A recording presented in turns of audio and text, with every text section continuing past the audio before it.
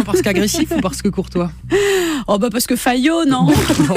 J'aime la police, je respecte les fonctionnaires Oh de là police, c'est là, tout. quel faillot. Bonjour monsieur.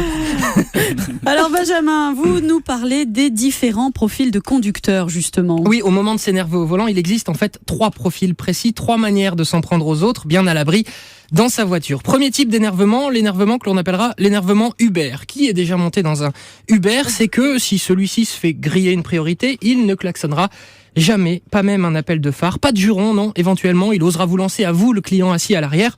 Ça alors, ce conducteur ne semble pas bien réveillé, pilalilaloum. Je vais essayer de le doubler pour ne point rester dans son angle mort. Voilà, le conducteur Uber est une espèce rare, mais qui peut faire des petits.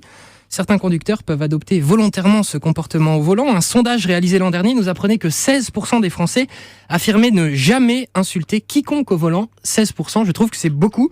Marion, je sais que vous n'avez plus le permis, mais j'imagine que vous étiez dans cette catégorie des Français à n'insulter jamais personne. Personne. Quand vous aviez donc... C'est d'ailleurs pour ça que j'ai plus de permis. Absolument. Deuxième type de conducteur, le conducteur Monsieur Tout-le-Monde. Plus proche de la pratique du chauffeur taxi, ce conducteur peut très bien être quelqu'un de charmant en dehors de sa voiture. Allez, bonne journée chérie, je pars bosser. Il ouvre la porte, il s'installe, il la ferme et là, boum, Mike Tyson qui sommeille en lui prend le dessus, prêt à bondir sur le moindre con qui passera son chemin. Là, on parle de la grande majorité des Français pour qui l'insulte connard est la plus appropriée. Près de 30% des Français l'utilisent régulièrement. Alors, la caractéristique principale de ce chauffeur, c'est qu'il pense, lui, être excellent conducteur entouré de guignols qui n'ont pas le permis comme vous, Marion. Ce conducteur klaxonne beaucoup au feu rouge, au stop. Dès qu'il doit attendre plus de 4 secondes, il klaxonne.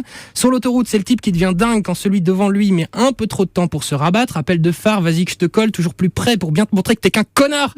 Je sais pas pourquoi, mais Anissa, je vous imagine plutôt dans cette catégorie de conducteurs. Et oui, c'est pas faux. Troisième caractéristique, le violent, voire le très violent. Alors, il y a différents styles de conducteurs très violents. Je vais vous raconter une anecdote personnelle. L'une des toutes premières fois où j'ai conduit, seul, je venais d'avoir le permis, 18 ans, ma mère m'avait prêté sa Clio. Tout va bien, la vie est à moi, je roule à 50, les yeux scotchés au compteur, j'avais un peu peur des policiers. 50, pas 1 km/h de plus. Donc je suis à 50 et là un type arrive derrière moi, c'était en ville, je l'embrasse s'il nous écoute. Le type, gros 4x4, se colle derrière moi, se met à me klaxonner, appel de phare, je vois qu'il pète les plombs dans le rétro. En gros, il aurait voulu que j'accélère. Moi, qu'est-ce que je fais? Je joue au petit branleur, je freine, je me mets à 30 et je lui fais un coucou dans le rétro.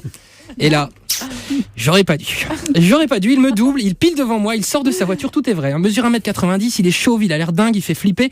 J'essaye de reculer, mais je trouve pas la marche arrière, parce que vous savez, sur les Clio, il fallait soulever le pommeau. Je venais d'avoir le permis, donc je savais pas, je l'avais passé sur une autre voiture. Enfin bref, il arrive, il essaye d'ouvrir la porte, je l'avais verrouillé, il commence à taper sur la bagnole comme un dingue.